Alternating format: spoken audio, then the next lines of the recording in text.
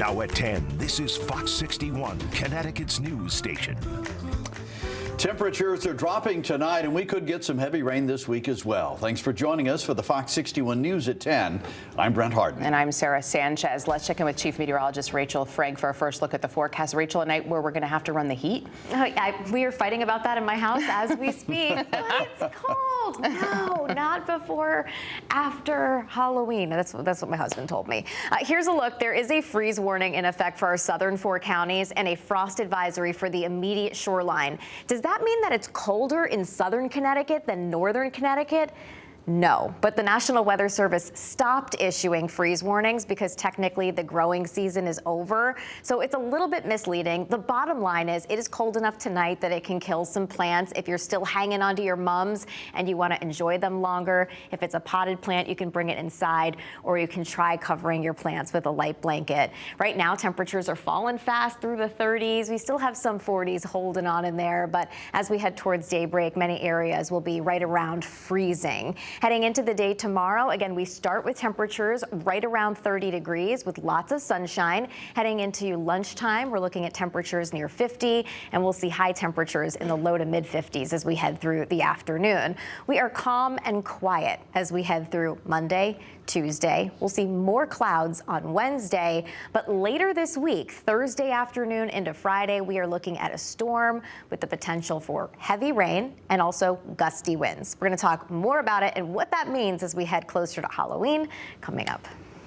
All right, Rachel, thank you. Well, new tonight, some people in New Britain are raising concerns over the lack of crosswalks and signs near their workplace. Fox 61's Kate Pattyfoot spoke to those employees. Some employees are looking for more crosswalks on Pearl Street. They say the cars go so fast they are afraid someone is going to get hit. A lot of young guys, and maybe women too, feel it's a drag strip. And I've seen cars going 80, 100 miles an hour. Unfortunately, the motorists don't expect pedestrians walking across the street, so it's dangerous to be walking on the street and crossing the street. Dr. Richard Lechner, a dentist, and Dr. Rekha Pawar, an endodontist, works in the same building on Pearl Street in New Britain. When they park in the parking garage across the street from their offices, they tell me it's almost as if they're risking their lives. The cars coming out from this courthouse garage, they're not expecting pedestrians to be walking and crossing. Dr. Pawar says her employees are scared to cross at times. They've been having close encounters, sometimes, especially in the evening when it's very busy, between 4:30 and 5:30. Lawyers who work at the courthouse say it's dangerous for cars too. It's also difficult to get out onto the road with your car because these cars park so close to the driveway. You got to sneak out. You can't see around them. Another concern when older people cross the road to get to the senior center. There's a lot of elderly crossing the street there, and there's a public parking garage right there. So, there's a lot of people crossing the street there, and there's no crossing area, legal crossing area where the yellow flashing lights can come on and people can cross in safety. So it's you got to really look both ways. These employees say a crosswalk or flashing lights would help them feel safer. I think it would encourage people, if there was a crosswalk, that they would have to go in that area there. So if we can get a pedestrian crossing here in front of Senior Center or in front of Pearl Street, that'll be greatly appreciated. Rekha Pawar tells me she has brought this issue up with the council in the past. The next council and safety committee meetings are in mid-November. For now, in New Britain, Kate Pattyfoot, Fox 61. All right, now statewide, CTDOT says more than 1,000 people have been hit by cars here in Connecticut this year. It's a reminder to slow down and stay alert. DOT says if you're walking, always use a crosswalk, look both ways, and make sure traffic stops before you cross. Drivers, stay focused, avoid distractions, and be ready to stop for people in the road at any time. All right, we are receiving some breaking news into the newsroom. New Haven police say they are with a shooting victim right now on Maltby Place. Details are limited right now. We don't know when the shooting happened or whether there are any suspects in custody or how the victim is doing at this point. We'll continue to update you on the situation as we learn more. Police in Montville are looking for a red Dodge pickup seen here after a hit and run this afternoon. Here's that truck officers say they're looking for. Investigators say the truck rear-ended another vehicle, then took off. This happened near Route 32 and Route 163 around 2 p.m. The truck's front end should have visible damage, and police traced the plate to a man named Gerard Boisclair, but he no longer lives at the listed address. Anyone with information should contact Montville Police. Tips can stay anonymous.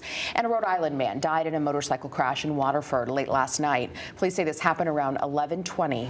Thomas Peabody was riding south on Route 32 when his Harley hit a guardrail near Richards Grove Road. He was thrown into a wooded area and pronounced dead at the scene. The crash is currently under investigation, and if you witness the crash, you're asked to call Waterford Police. And police in Glastonbury are looking for whoever tried to steal or break into an ATM early Saturday morning. Officers found the machine at the Nutmeg State Financial Credit Union on House Street, damaged and knocked off its foundation. Nothing had been taken, though. Investigators want any surveillance or dashcam video from around House Street or Salmon Brook Drive between 3:50 and 4:30 a.m. They think video might show the suspects or their vehicle, possibly a pickup truck. Anyone with information should call the Glastonbury Police Department. And following a developing news story in Pennsylvania, we've learned one person is dead, 6 others are hurt after gunfire broke out during Lincoln University's homecoming celebration last night. Investigators say it happened outside the International Cultural Center, where students and alumni were tailgating after a football game. One person with a gun was detained. The Chester County District Attorney called the scene chaotic and is now looking for video of the incident. The school's police chief says the community is devastated on what should have been a day of pride and celebration. The government shutdown is now in its 26th day, and the impact on air travel is still growing. Flights to Los Angeles International Airport were halted for a few hours today because of staffing shortages at a Southern California air traffic facility.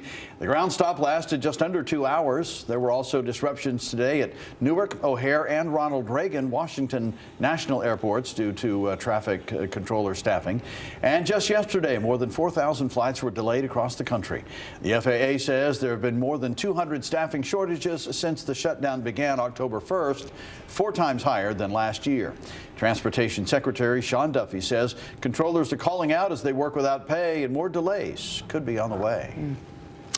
Well, people who rely on SNAP benefits are being told to use them by Friday. After that, it's unclear when people will get those benefits again. Fox 61's Stefan Reels joins us in studio with where things stand. Stefan. Hey, Brent, Sarah, as soon as we hit November 1st, the Trump administration says that there will be no federal food aid. So that means those SNAP benefits may soon be off the table for 1 in 8 Americans who use it. And with no end in sight to the shutdown, people are upset.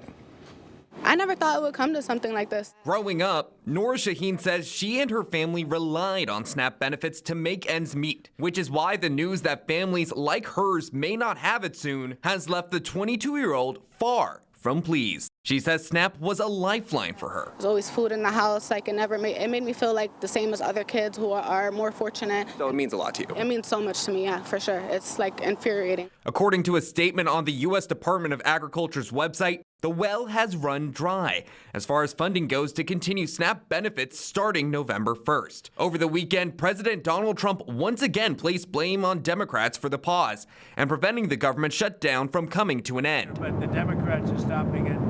All they have to do is agree to let's go, and we're ready. And we voted for it many times. All we need is 5 Democrats. The Republicans vote for it. In response to the potential pause, Senator Richard Blumenthal said in a statement, "I'm hopeful that the state will step into the breach. But families across Connecticut and the country face a food insecurity perfect storm, with rising prices and diminished benefits compounded by the challenges with health care that Republicans have imposed with a self-inflicted wound as a result of the government shutdown. With the future unclear, those on SNAP are being encouraged by groups like Connecticut Voices for Children and Connecticut Social Services to spend what SNAP benefits they have before November 1st, while those like Shaheen hope this will send a message to lawmakers. I just want to tell them that you need to keep these families in mind. Just because I'm not dealing with it right now, like I still feel for all these other families and all these children and stuff who have to be affected.